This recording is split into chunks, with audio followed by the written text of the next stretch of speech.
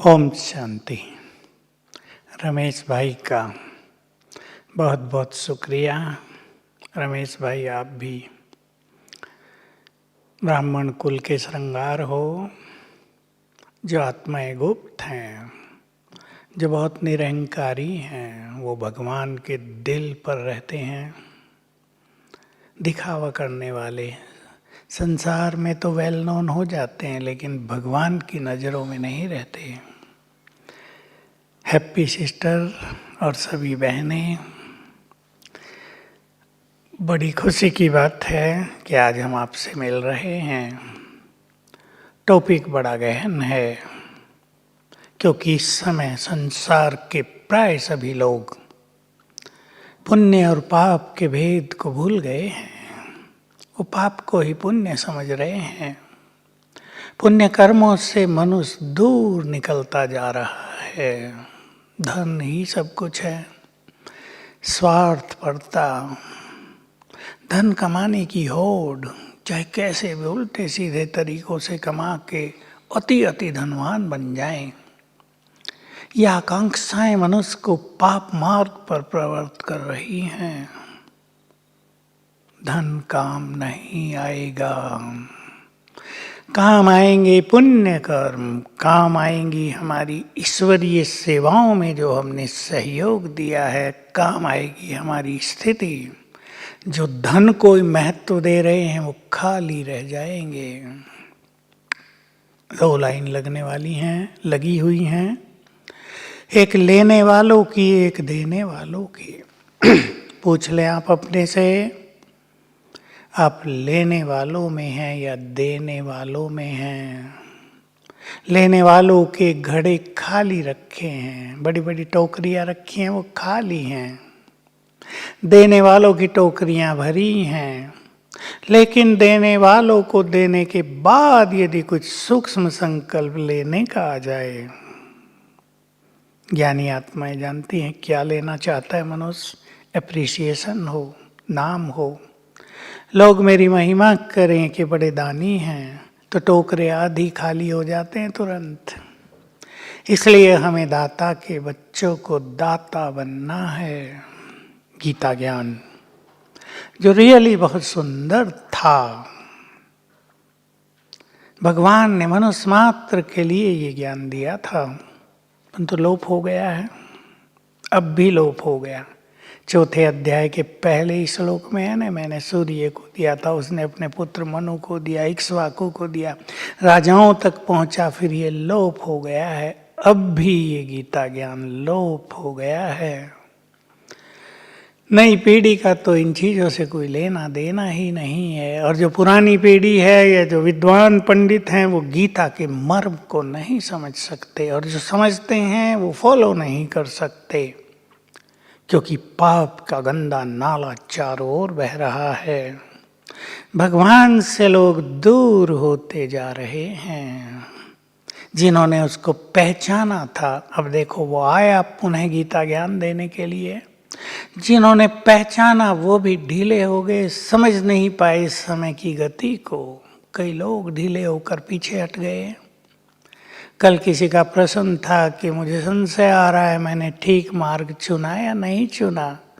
मैंने कहा गलत मार्ग चुना तो वापस चले जाओ कलयुग के मार्ग पे, कौन रोक रहा है तुम्हें। देखो, सत्य मार्ग जिससे सुख मिलता है, जिससे मंजिल दिखाई देती है, मार्ग दिखाई देता है, प्रकाश दिखाई देता है, उसमें भी लोगों को संशय आ रहा है। ये बहुत ही, क्या कहूँ मैं, शब्द बोलूँ, दुर्भाग्य की निशानी है। हम सभी महान आत्माएं हैं। चलेंगे हम कर्मों की गुह्य गति के बारे में। गीता में भी 3 शब्द आए थे और बाबा ने भी हम सबको रिपीट किए। कर्म, कर्म और विकर्म की गुह्य गति मैं तुम्हें समझाता हूँ। कौन से कर्म विकर्म बनते हैं, कौन से पुण्य कर्म बनते हैं, मैं थोड़ी थोड़ी चर्चा करूँगा, क्योंकि आप सभी ज्ञानी आत्माएं हैं। इशारों में समझेंगे। पहली बात, हम बहुत जिम्मेदार आत्माएं हैं, सभी रियलाइज करें। अभ्यास भी करेंगे हम साथ साथ। संकल्प करें, मैं पूर्वज हूं, कल्प वृक्ष की जड़ों में। अति गुह्य महावाक्य सुन लें बाबा का, ध्यान देंगे। तुम महान आत्माएं सर्व धर्मों की आत्माओं के पूर्वज हो। तुम्हारे पुण्य कर्मों का बल सभी धर्मों की आत्माओं को मिलता है। ध्यान दें, कितनी बड़ी जिम्मेदारी है।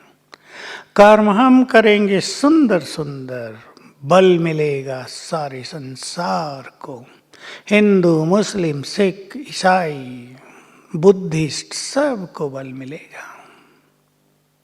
इसलिए तुम्हें उन श्रेष्ठ कर्मों का फल भी पदम गुना मिलता है। ये कर्मों की सबसे गुह्य गति, ये पुण्य कर्मों की गुह्य गति।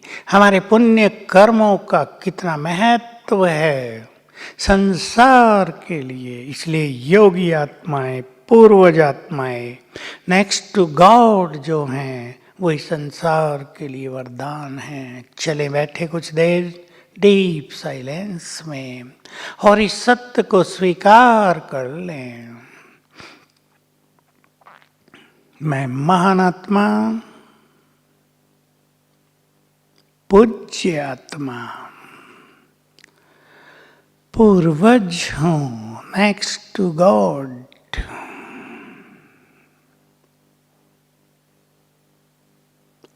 कल्प वृक्ष की जड़ों में हूं। चित्र बनाए, बुद्धि में विजन बनाए, मेरे सिर के ऊपर ही कल्प वृक्ष खड़ा है।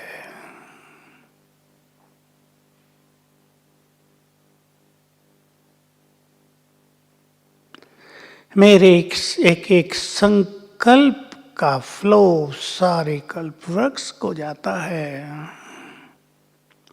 मेरी प्योरिटी कल्प वृक्ष को सींचती है। मेरी शक्तियां पत्ते पत्ते को शक्ति प्रदान करती है। देखें, अब मुझसे वाइब्रेशंस फैल रहे हैं ऊपर भी, चारों ओर पूरे कल्प वृक्ष में फैल रहे हैं।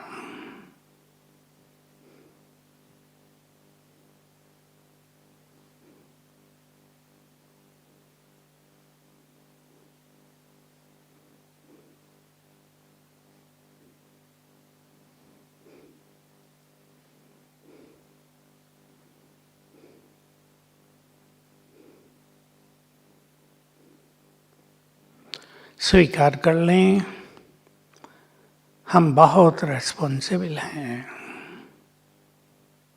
भगवान ने बहुत बड़ा काम दे दिया है विश्व कल्याण का। इस सत्य को सभी महान आत्माएं स्वीकार कर लें। हमारे एक एक श्रेष्ठ संकल्प का प्रभाव सारे संसार पर पड़ता है। इसलिए हमारे संकल्प साधारण न हो। साधारण संकल्पों का प्रभाव साधारण होगा। हमें इस संसार से काम अग्नि को बुझाना है। काम की आग चारों ओर जल रही है, सुनामी आई हुई है। संसार के 95% लोग काम अग्नि में जलते जा रहे हैं। हमें शीतल जल के छींटे डालकर इस अग्नि को बुझाना है। काम महाशत्रु है। काम ही सबसे बड़ा पाप है। काम सभी पापों का मूल है। ये केवल भगवान बोल सकते हैं। संसार के लोगों ने तो क्या कर दिया? विदेशों में बड़े बड़े मनोवैज्ञानिक हुए, रिसर्च स्कॉलर्स हुए और काम वासना को छुट्टी दे दी। मेडिकल वालों ने भी काम वासना पर प्रतिबंध नहीं लगाया। अब कहते हैं इम्यूनिटी इनकी कम है, वो अपनी बढ़ाएं। जो विकारों में बहुत रहे हैं, विषय वासनाओं में रहे हैं, उनकी सारी इम्यूनिटी नष्ट हो गई है। पवित्रता परम आवश्यक है। गीता के 3 अध्याय में शुरू में ही है, अर्जुन पूछता है, भगवान मनुष्य न चाहते भी पाप कर्म करने के लिए क्यों विवश हो जाता है, इसका बीज क्या है? उत्तर दिया, काम ही सभी पापों का मूल है। लोगों ने समझ में नहीं आया तो काम की व्याख्या कामनाओं के रूप में कर दी, एक्सपेक्टेशंस, इच्छाएं। नहीं, गलत। काम वासना इसका मूल है। काम से क्रोध की उत्पत्ति होती है, इससे लोभ बढ़ता है, इससे देह अभिमान के कारण मोह बढ़ता है, इससे अभिमान बढ़ता है, और इन सभी विकारों के वश किए गए कर्म पाप कर्म बन जाते हैं। समझ लें अच्छी तरह, यदि हम सुखी नहीं हैं तो हमने सुख नहीं दिया दूसरों को। यदि हमें विघ्न, समस्याएं और बीमारियां घेरती चली जा रही हैं तो विकर्मों का खाता थोड़ा बढ़ा हुआ है। यदि परिवारों में सुख शांति प्रेम नहीं है, लड़ाई झगड़ा है, तो ये भी कर्मों के बुरे खाते का ही परिणाम है। क्योंकि विकारों से विकर्म होते हैं, और विकर्म होने के बाद विकार और बढ़ जाते हैं, क्रोध बढ़ जाता है, अभिमान बढ़ जाता है, बोल कड़वे हो जाते हैं मनुष्य के। तो हम सभी सबसे पहले इस काम महाशत्रु को जीते। ब्राह्मण बहुत सारे जीत चुके हैं, जो जीत चुके हैं वो भगवान की नज़रों में हैं, वो इस सृष्टि के लिए श्रृंगार हैं, वो पवित्रता की देवियां हैं, पवित्रता के फरिश्ते हैं। और जो अभी संघर्ष कर रहे हैं, उथल पुथल में हैं, कभी हार कभी जीत, उनके पुण्य भी होते हैं और पाप भी हो जाते हैं, बैलेंस बराबर रह जाता है। अब हम जानते हैं सबको पावन बनकर घर जाना है। भगवान के महावाक्य हम सबने सुने हुए हैं, तुम नहीं बनोगे तो मैं तुम्हें बनाऊंगा। समय की मार इतनी भयानक होगी कि वासनाएं दबकर नष्ट हो जाएंगी। सोच लो, किसी विषयी मनुष्य के सामने 100 डेड बॉडी पड़े हों, जिसमें उसके अपने भी पड़े हों, तो क्या वो विषय भोग की तरफ आकर्षित होगा? ये सीन होने जा रहे हैं। सबको विषय वासनाओं से वैराग्य हो जाएगा। इस संसार में पहले स्पिरिचुअल रिवॉल्यूशन होगा, रूहानी क्रांति, और फिर होगी प्योरिटी की क्रांति। संसार का हर प्राणी अपने मूल स्वरूप में आ जाएगा, पवित्र बन जाएगा। तब सब आत्माएं मुक्ति धाम को, ब्रह्मलोक को, मुक्ति की स्थिति को वापिस पहुंचेंगी। तो इस काम महाशत्रु को हमें जीतना है। सुख देना सबसे बड़ा पुण्य, दुखियों के दुख हर लेना। मैं वर्तमान का उदाहरण दूं, कोरोना आया, बहुत डॉक्टर्स ने सोच लिया यही तो करोड़पति बनने का समय है। सब आप जानते हैं, मैं डिटेल नहीं करूंगा। ये पुण्य नहीं हुआ, ये सेवा भाव नहीं हुआ, ये स्वार्थ भाव हुआ। अगर वो सोच लेते, कईयों ने सोच लिया है, हमारे पास कई डॉक्टर हैं, सोच लिया उन्होंने, यही समय है पुण्य जमा करने का।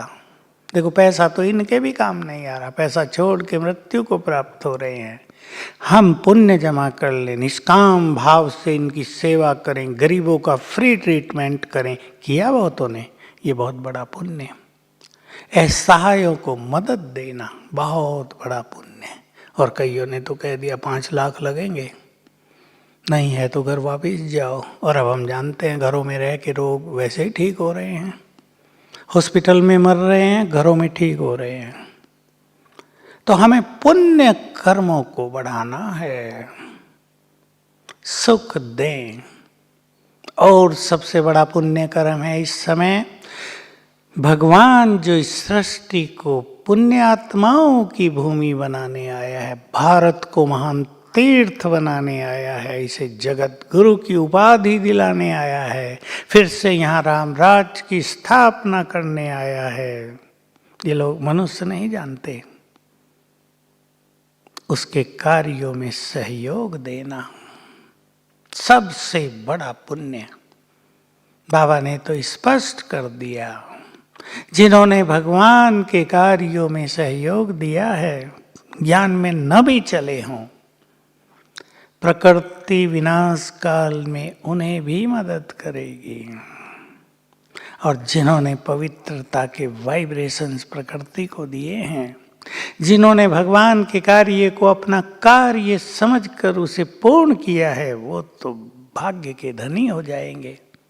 कुछ लोगों ने यज्ञ में बाधाएं भी डाली, तेरे मेरे में भी बहुत लोग रहे, ये भी पाप कर्म हो गया। कुछ लोगों को राह सेवा करके मैंने किया, मैंने इतना धन दिया, मैंने ये सेंटर बना कर दिया, मैं उनकी स्थिति तो बकरी की समान ही रह जाएगी। मैं ही करते रहेंगे। और बकरी का क्या हाल होता है, वो तो बेचारी अंत में मर जाती है, भोजन बन जाती है। ऐसी आत्माएं भी काल का भोजन बन जाएंगी। इसलिए हमें पुण्य आत्माएं बनना है। जो मनुष्य, अब गहराई की बात सुन लें, जो मनुष्य अच्छे कर्म निष्काम भाव से करता है, उसका पुण्य हजारों गुना बड़ा जमा हो जाता है।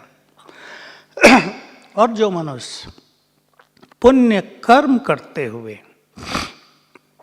ये इच्छा रखता है कि मेरा नाम दुनिया में हो जाए, मुझे लोग सोशल वर्कर मानने लगे, मेरी महिमा होने लगे चारों ओर, उसके पुण्य तो आधे तो तुरंत समाप्त हो जाते हैं। पहले धर्मशालाएं बनती थी, अब तो धर्मशालाओं का फैशन चला गया। लोग अपना नाम लिखवा देते थे, नाम लिखते ही आधा पुण्य समाप्त। अखबारों में डलवा दिया और पुण्य समाप्त। हॉस्पिटल खोलते हैं बड़े बड़े, सोशल वर्क के नाम पर कमाई बहुत ज़्यादा करते हैं, गरीबों पर दया नहीं करते। दाम रहता है, ये फलाने का हॉस्पिटल है, सोशल वर्कर है ये व्यक्ति बहुत बड़ा। कॉलेज खोलते हैं, बड़ी बड़ी फीस ले रहे हैं, माने जाते हैं ये बहुत बड़े सोशल वर्कर हैं। बिल्कुल नहीं, मनी वर्कर हैं, वो तो मनी मेकर हैं। ये पुण्य नहीं कहलाते। जो गरीबों पर दया न करे, जो असहायों की सहायता न करे, वो पुण्य आत्मा बिल्कुल नहीं। वो भगवान की नजरों में बिल्कुल नहीं रहता।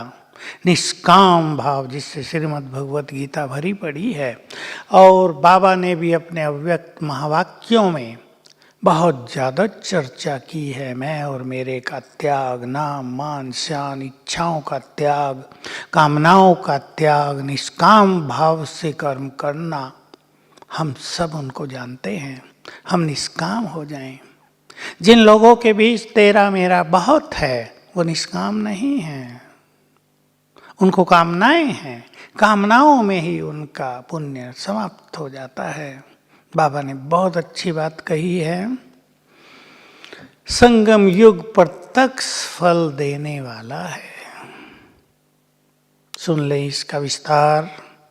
एक व्यक्ति सोचता है यज्ञ में मुझे पद मिल जाए, मेरा नाम हो जाए, वो उसको जरूर मिलेगा, क्योंकि वो भी यज्ञ सेवा में है, पुण्यात्मा है। लेकिन उसके शेष पुण्य समाप्त हो जाएंगे। एक दूसरी महान आत्मा है, वो सोच रही है मैं सबको सुख दूं, सेवा करूं, मुझे कोई ना जाने, ये बाबा का कार्य है, मैं गुप्त रह के सब काम करूं। ऐसी आत्माएं महान योगी बन जाती हैं।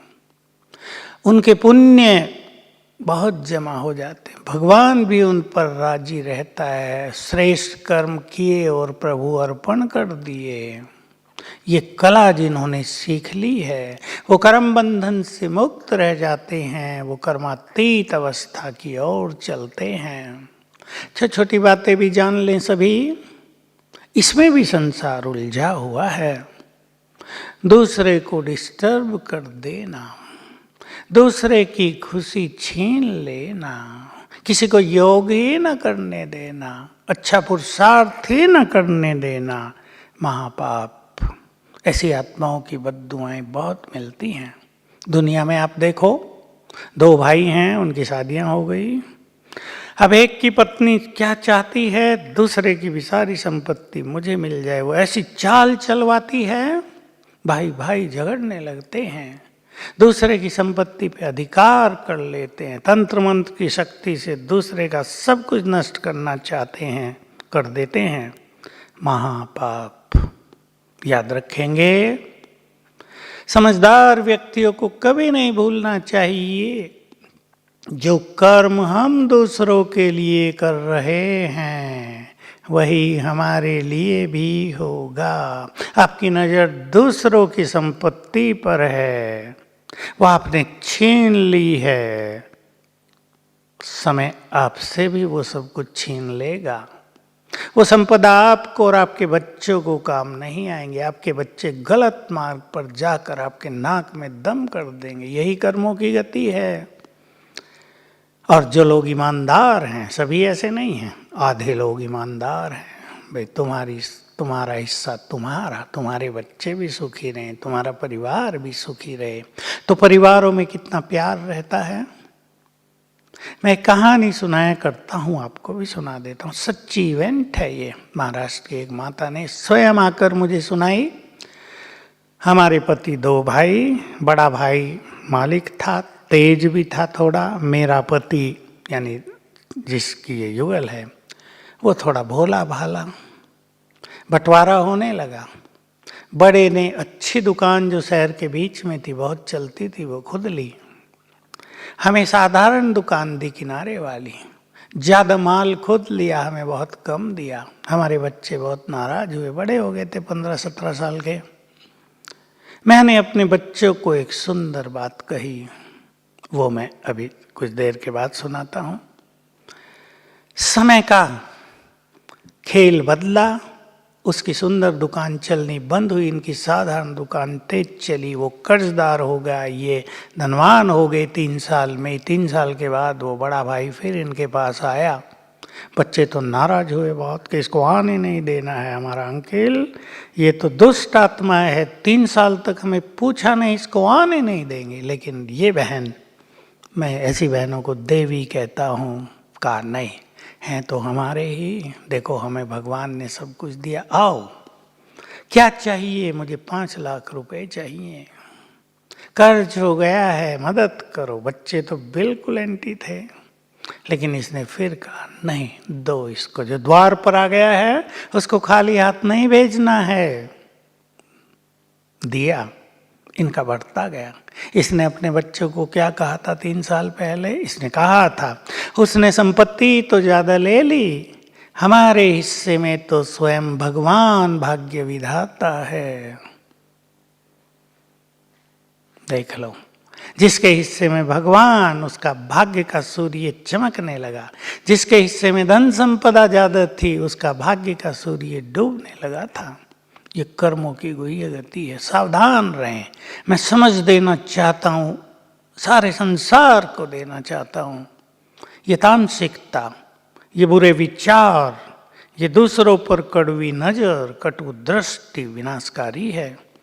लोग पूछते हैं ये सब क्यों हो रहा है दुनिया में, हाहाकार हो गया है, दुख बढ़ गया है। इस सब का कारण बढ़ा हुआ पाप ही है। ये पाप की सजा है। जब ये कोरोना शुरू हुआ, मैंने अपने यहाँ कुछ भाई बहनों को कहा, योग अच्छा पावरफुल करो ताकि ये कोरोना देश से नष्ट हो जाए। जैसे उन्होंने योग शुरू किया, उन्हें दिखाई दिया कोरोना का जो चित्र दिखाते हैं ना, गोल गोल हरा हरा, वो मनुष्य रूप में सामने आ गए और कह रहे हाथ जोड़ के, हे योगियों, हमें नष्ट न करो। उन्हें पूछा क्यों? इन्होंने उत्तर दिया, हम तो पापियों को सजा देने आए हैं। ये गुह्य गति है। जो कुछ इस सृष्टि पर होता है, जो होगा, जो हो गया है, वो मनुष्य के कर्मों का ही फल है। इसलिए मैंने कुछ छोटी बातें कही। अपने साथियों को डिस्टर्ब करना सूक्ष्म पाप, अपने व्यवहार से किसी की खुशी छीन लेना सूक्ष्म पाप, डिस्टरबेंस कर देना, पुरुषार्थ न करने देना।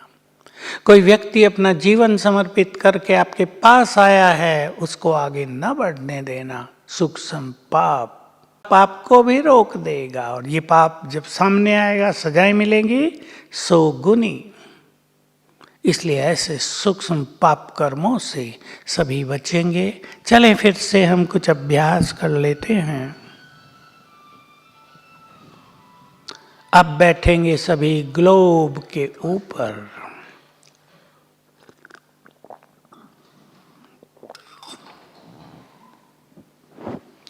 बैठे ग्लोब के ऊपर मैं फरिश्ता, विश्व कल्याणकारी।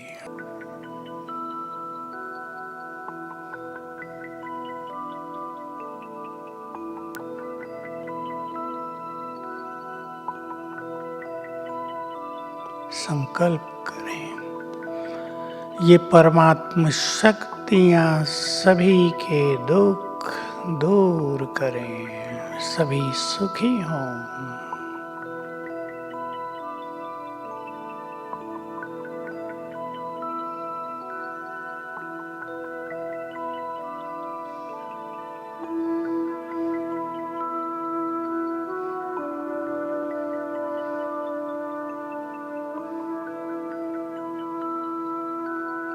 ओम शांति। पुण्य कर्म, हमें ज्ञान गंगा में स्नान करते रहना है। 2 बातें पुनः आपके सामने। हमारी शुभ भावनाएं बहुत बड़ा पुण्य है। हम इष्ट देव देवियां हैं। हमारी शुभ भावनाएं दूसरों का कल्याण करेंगी। किसी को उनके विघ्नों से मुक्त कर देना, किसी को बीमारियों से मुक्त होने का अलौकिक मार्ग दिखा देना, किसी को भगवान से मिला देना, किसी को सत्य ज्ञान दे देना, ये बहुत बड़े पुण्य हैं। सबसे बड़े कहें, पवित्रता इनमें ऐड कर लें। सबसे बड़ा पुण्य, जो पवित्र हैं वो पुण्य आत्माएं हैं। आपके घर में एक कन्या है या कुमार है, वो पवित्र जीवन जीना चाहते हैं, उनके अंदर प्योरिटी के संस्कार हैं, लेकिन आप लोक लाजवश या ये सोचकर कौन इन्हें जीवन भर संभालेगा, मेरे मरने के बाद इनका क्या होगा, उनको शादी करा देते हैं। वो वहाँ दुखी रहती है, डिवोर्स होता है, पवित्रता हो जाती है, वो दुखी होती है। सोच लें, इसको पाप कहेंगे या पुण्य। जो पवित्रता का मार्ग अपनाना चाहते हैं वो देवकुल की आत्माएं हैं, उनके अंदर देवत्व है। मैं सभी भाई बहनों से कहूँगा, अपने बच्चों को जितना प्योरिटी के मार्ग पर अग्रसर करें उतना अच्छा। माताएं अपने अपने घरों में प्योर वाइब्रेशंस फैलाएं। सात्विक और पवित्र भोजन की परंपरा को चालू करें। आजकल मांसाहार, नॉन वेज फैशन बन गया है, महापाप है। सोच लो, जिसको मार कर आप खा रहे हैं, भले ही आपने न मारा हो, जिसको आप खा रहे हैं वो भी जीव प्राणी था, आपका भी यही हाल होने वाला है। ये कर्म गति है ही ऐसी, जैसा हम दूसरों से करते हैं वैसा ही हमसे भी होता है। ये बात कोई और आपको नहीं कहेगा। लोग तो कहेंगे सभी खा रहे हैं, हम भी खाएं तो क्या है। लेकिन पुण्य आत्माओं का भोजन बहुत सात्विक, बहुत पवित्र होना है। जो ज्ञान वाली माताएं हैं, मैं उन्हें कहूँगा बहुत पवित्र भोजन बनाए। केवल सात्विक आहार नहीं, उसमें योग के और अलौकिक प्यार के वाइब्रेशंस भर दें, भगवान को भोग लगे उसका ऐसा भोजन हो, तब आपके घर में बहुत शुद्ध वाइब्रेशंस हो जाएंगे। सब पुण्य कर्मों की ओर चलेंगे।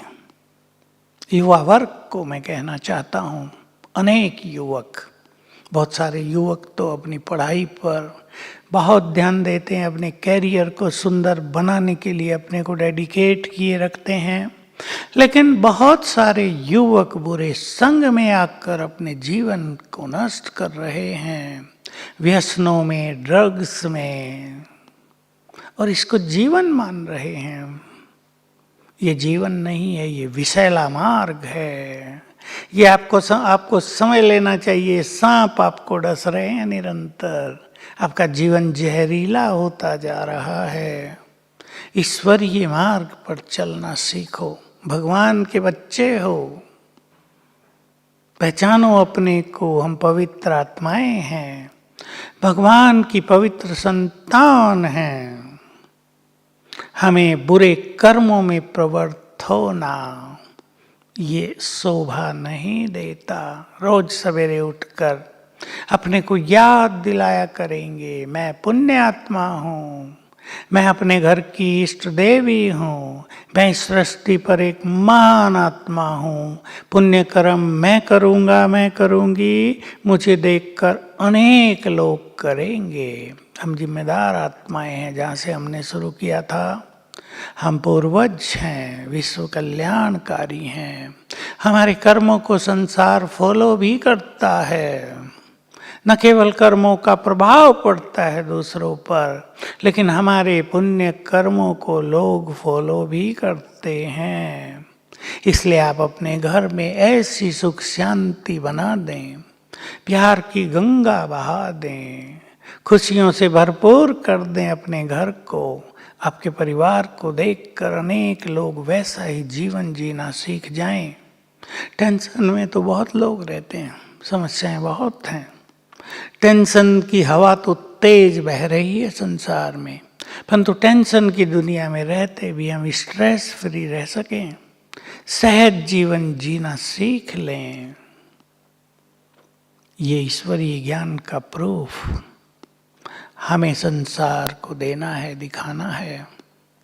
तो हम पुण्य आत्माएं अपने जीवन को पुण्यों का भंडार बनाएं। आगे चलकर, सुन ले महान आत्माएं सभी, आगे चलकर हमें दूसरों को विघ्नों से, बीमारियों से मुक्त करने के लिए अपने पुण्यों का भी दान करना पड़ेगा। पुण्य दान, महादान करेंगे तो वही जिनके पास ये भंडार भरपूर होगा। युधिष्ठिर की कहानी आपने सुनी होगी। स्वर्ग यात्रा के अंत में जब वो नरक में पहुंचे 5 मिनट के लिए, नरकवासी सुखी हो गए। 5 मिनट के बाद जब वो जाने लगे, नरकवासी पुकारने लगे, हमें छोड़कर न जाओ, आप पुण्य आत्मा के यहाँ रहने से हमारे दुख दर्द समाप्त हो गए हैं। देवदूतों ने कहा, महाराज चलो, इंद्र आपका इंतजार कर रहे हैं। युधिष्ठिर ने कहा, पर मैं तो सम्राट रहा हूँ, अभी ये सब दुखी हैं, मुझे तो इनका दुख दूर करना है। देवदूतों ने कहा, पर आपका तो नरक का 5 मिनट का समय पूरा हो गया, अब तो आपको जाना ही होगा।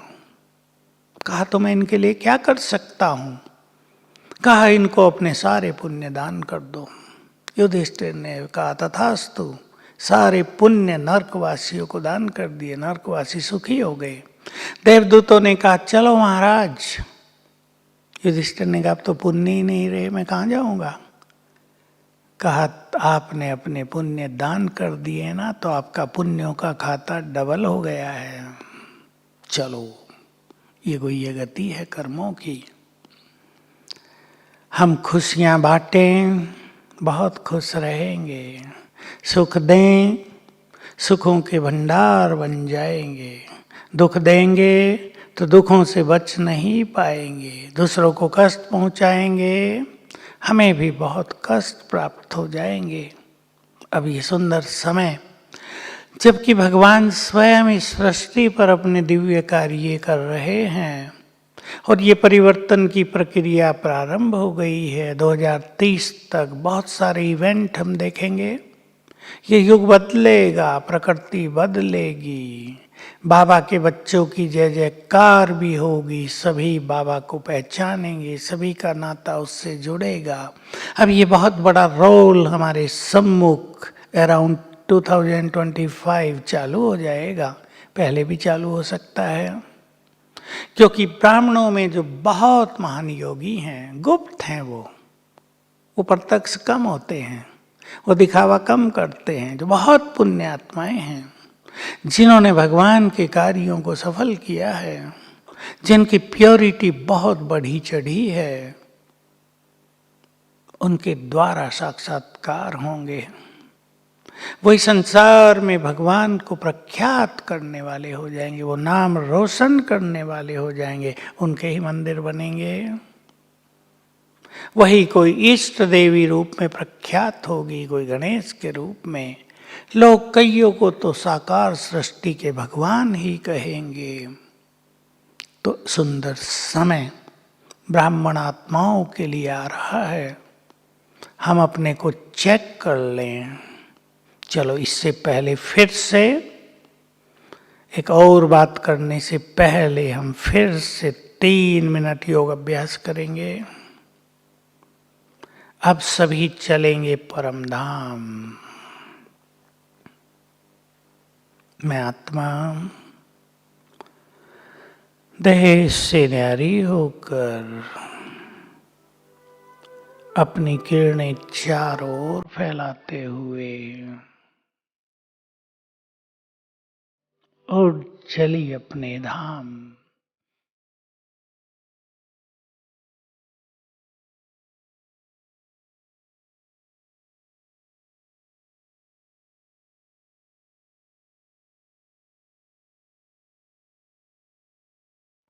पहुंच गई परम धाम में। यहाँ शांति के सागर के, शांति के वाइब्रेशंस चारों ओर फैले हैं।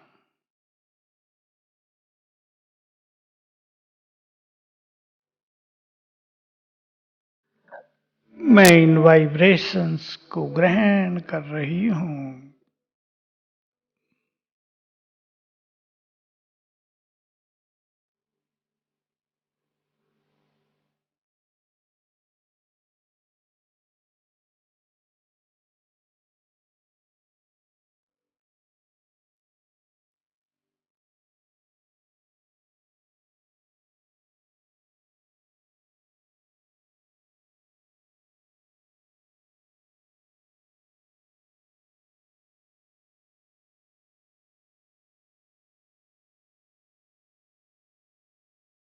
ऊपर सर्वशक्तिवान ज्ञान सूर्य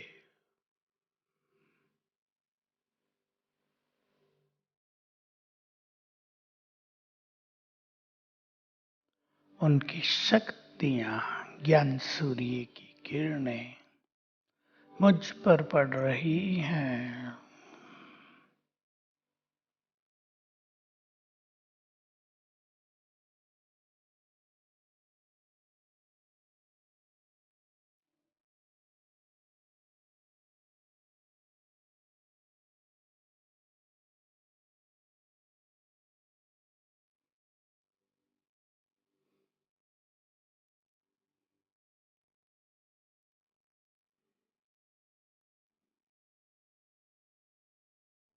मैं आत्मा वापिस अपनी भ्रकुटी की कुटिया में।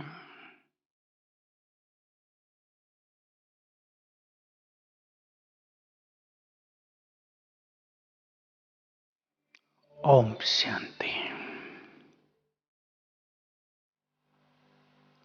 कर्मों की सूक्ष्म गति पर थोड़ी सी चर्चा कर लें 10 मिनट।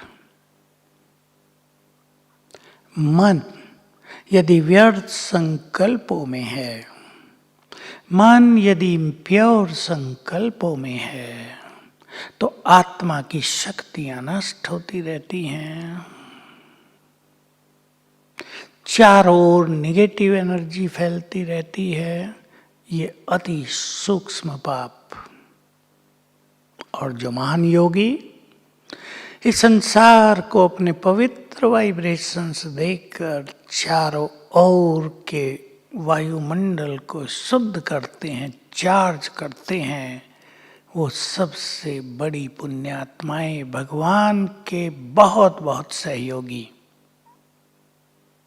आप सोचेंगे व्यर्थ संकल्प तो चलते ही रहते हैं मन में, कम करते चलें, परेशान होने की जरूरत नहीं, कम करते चलें। क्योंकि मन के संकल्प यदि कर्मों में नहीं आते तो वो बड़ा पाप नहीं होता, लेकिन सूक्ष्म पाप होता रहता है।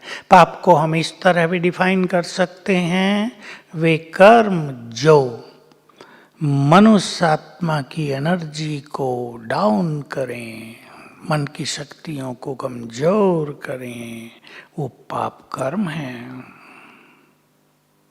हम दुआएं दें, बहुत बड़ा पुण्य। बद दुआएं न देनी है न लेनी है, वो पाप के खाते में जाएगा। बुद्धि के द्वारा ही मनुष्य कर्मों का निर्णय करता है, ये करूं या ये न करूं। बुद्धि में ईश्वरीय विवेक भरें। इस समय भगवान सद्विवेक, डिवाइन इंटेलेक्ट, डिवाइन विजडम प्रदान कर रहा है, उसको भरें। ये हमारी बुद्धि सोने का बर्तन है, कईयों ने इसको डस्टबिन बना दिया है। वो लोग बुद्धिमान नहीं हैं जिन्होंने इस सोने के बर्तन को डस्टबिन बना दिया। इसे हमें स्वर्णिम पात्र ही बनाकर रखना है, जिसमें वरदान भरे जा सकें, जिसमें प्योरिटी, ईश्वरीय शक्तियाँ, ईश्वरीय खजाने भरे जा सकें। बहुत बड़े पुण्य होंगे इनके द्वारा आने वाले समय में। आने वाले समय की कल्पना बहुत लोगों को नहीं है, अनेक ब्राह्मणों को भी नहीं है। अनेक ब्राह्मण तो अपनी उलझनों में उलझे हुए हैं। हमारे महान कर्तव्य हमें बुला रहे हैं, उसके लिए तैयार करें अपने को। जो महान योगी हैं, जो अच्छे चिंतक हैं, वो अपने को तैयार करें, सब उलझनों से मुक्त करके, व्यर्थ से मुक्त करके महान कर्तव्य पूर्ण करने के लिए अपने को तैयार करें। मैं बाबा का एक बहुत गहरा महावाक्य सुना दूं, वो सबके लिए तो नहीं है, कुछ महान योगियों के लिए ही है वो। सबको तो बाबा कहते हैं मैं तुम्हें घर ले जाने के लिए आया हूँ, और हम जानते हैं हम सबको घर जाना है। पर कुछ आत्माओं का काम इससे बड़ा होगा। सुन ले ध्यान से। तुमने जब तक ब्राह्मणपन के कर्तव्य पूरे नहीं किए, तुम घर वापस जा नहीं सकोगे। ये कुछ महानात्माओं को कहा है भगवान ने। अगर आप इसको स्वीकार करते हैं तो उन महान कर्तव्यों के लिए अपने को तैयार करें। वो हमारा आह्वान कर रहे हैं। जो श्रेष्ठ ज्ञानी है वो समझ सकते हैं कैसा समय आने वाला है। न केवल हमें अपनी स्थिति को अचल अडोल साक्षी रखना होगा, लेकिन देना होगा बहुत कुछ दूसरों को। साक्षी रहने से काम नहीं चलेगा, तब हम दाता बन जाएंगे। आगे बढ़ें। दृष्टि से भी पुण्य और पाप होते हैं। कुदृष्टि रखना, दैहिक दृष्टि रखना ये पाप, आत्मिक दृष्टि रखना ये पुण्य है। आत्मिक दृष्टि जब हम दूसरों पर रखते हैं तो हमारे गुड वाइब्रेशंस उनको जाते हैं। जिस स्मृति में हम होंगे वही वाइब्रेशंस दूसरों को जाने लगेंगे। बड़ा पुण्य होगा, आत्माओं को राहत मिलेगी, शांति, सुख, पवित्रता, शक्तियां मिलेगी दृष्टि से। और दैहिक दृष्टि होगी, कुदृष्टि होगी, पाप होता रहेगा, क्योंकि मन विचलित होगा, कुछ ना कुछ गलत काम हो जाएगा। आज कितने गलत काम हो रहे कुदृष्टि से। रेप के केसेस से देश बदनाम होता रहता है, लेकिन करने वाले युवक हैं जो मानते नहीं, क्योंकि उनकी बुद्धि मलिन हो गई है। वो काम वासना के अधीन हो गए हैं। कानून भी ढीले डाले हैं। अगर कानून सख्त हो तो इस पे जल्दी लगाम लगाया जा सकता है। हमारी माताएं बहनें सुरक्षित हो सकती हैं। हमारा देश तो ऐसा था, रात को भी कोई भी नारी कहीं भी चली जाए सुरक्षित रहती थी, निडर रहती थी, कोई उसकी ओर देख नहीं सकता था। आज तो दूसरा जमाना है, कानों के द्वारा भी पाप होते हैं। अगर हम बुरा बुरा सुनते हैं तो हमारा मन बुराई की ओर चलता है। पर चिंतन सुनना, निंदा करना, ये सब पाप के खाते में आता है। बाकी चोरी करना, झूठ बोलना, ये सब जानते हैं, ये तो मोटी बात है, लेकिन दुनिया में ये सब भी कौन आज मानता है? चोरी तो सब कर रहे हैं। तो इस तरह हम हाथों से, कर्मेंद्रियों से, मन से, बुद्धि से पुण्य कर्म करते चलें, लक्ष्य बना लें। हमें ये ईश्वरीय खजाने अपने अंदर भर लेने हैं। याद दिला देता हूं आपको, आने वाले समय में महान सेवाएं उनके द्वारा ही होंगी जिनके पास सर्व खजाने भरपूर होंगे। सुख शांति का खजाना, खुशी और प्रेम का खजाना, दुआओं का और गुणों का खजाना, शक्तियों का और श्रेष्ठ संकल्पों का खजाना, पुण्य कर्मों का और पवित्रता का खजाना भरपूर करेंगे हम इन सबको। किसी को ये सोचने की जरूरत नहीं, आपको बड़े बड़े मकान देने वाले आपके चरणों में डालेंगे, ले लो हमारा, और आप मना करेंगे। अथाह धन संपदा लोग देना चाहेंगे, हम क्या करेंगे उससे? एक दूसरा ही समय आ रहा है, इसलिए किसी की और महान आत्माओं को नहीं देखना है। जो मैं शुरू में कहा था, हम देने वाले हैं, लेने वाले नहीं। देने वाले में भी यदि श्रेष्ठ भावना ना हो तो उसका हमें स्वीकार नहीं करना चाहिए। तो चलें हम पुण्य कर्मों की गंगा बहाएं संसार में। हमारा देश महान देश है, ये पुण्य आत्माओं का देश है, ये महान तीर्थ है। यहाँ समय समय पर बहुत महान आत्माओं ने जन्म लिया है, और अब तो भगवान के लाखों महान आत्माएं यहाँ पर उपस्थित हैं। हम सब पवित्रता की, पुण्य कर्मों की, योग की शक्ति से इस भारत को पुनः स्वर्ग भूमि बनाएंगे, महान तीर्थ बनाएंगे, पुण्य आत्माओं की भूमि बनाएंगे। और हम जानते हैं अब विश्व परिवर्तन के बाद देवताओं का यहाँ आगमन हो जाएगा। सुख शांति संपदा पवित्रता, इन सब से ये भारत भूमि भरपूर होने जा रही है। तो आप सभी को बहुत बहुत बधाई। अब अपने महान कर्तव्य करने के लिए सभी तैयार हो जाएं। जो भी बुद्धिमान डेडिकेटेड बाबा के बच्चे हैं, जो महान कार्य करना चाहते हैं, वो अब चारों ओर से अपने को समेट कर श्रेष्ठ योगी और परम पवित्र आत्मा बन जाएं। चलें हम अब अभ्यास के साथ समाप्त करेंगे। मैं फरिश्ता कल्प वृक्ष की जड़ों में, ऊपर ये कल्प वृक्ष उल्टा कल्प वृक्ष है, ऊपर इसकी जड़ें हैं, सबसे ऊपर इसका बीज है निराकार क्रिएटर। मैं फरिश्ता पूर्वज इसकी जड़ों में विराजमान।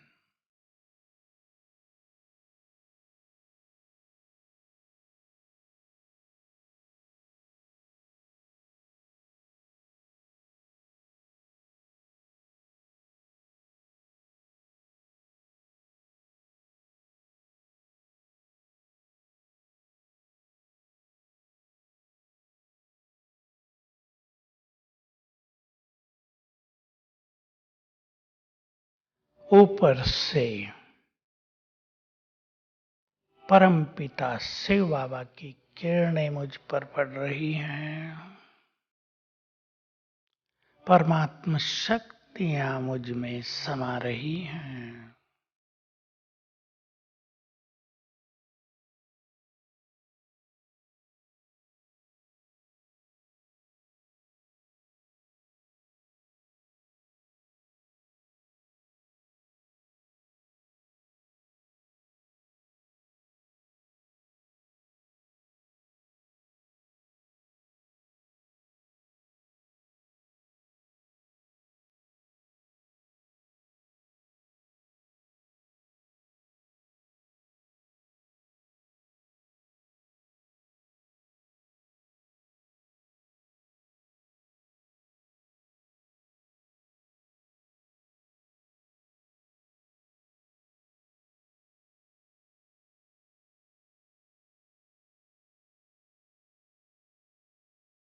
अब ये परमात्म शक्तियां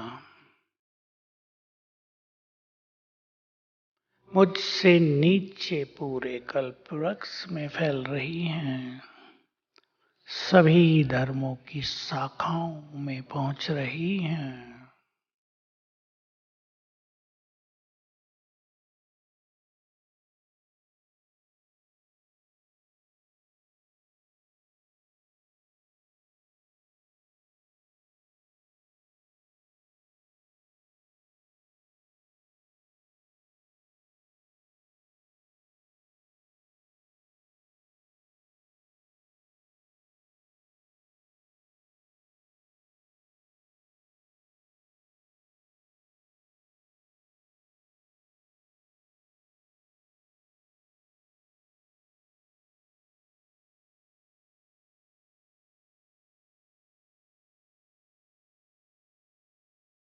बाबा की प्योरिटी मुझ में समाकर पूरे कल्प वृक्ष में फैल रही है।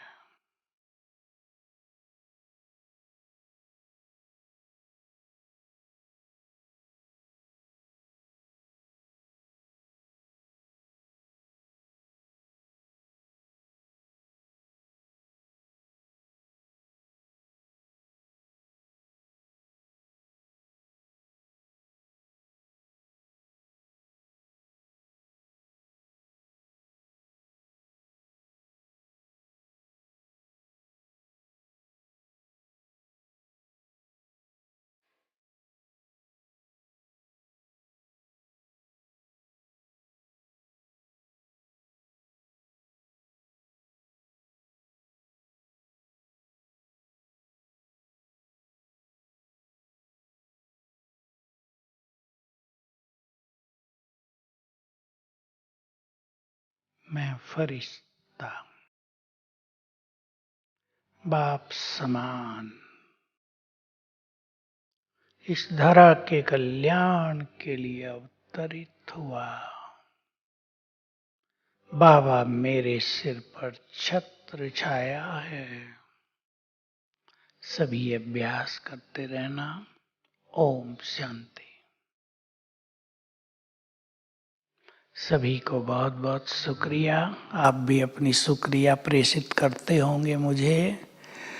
आपकी शुक्रिया मैं वैसे ही स्वीकार कर लेता हूँ, पर शुक्रिया आप सबको जिन्होंने ये सुंदर सेवा का मौका दिया। Thank you very much. ओम शांति।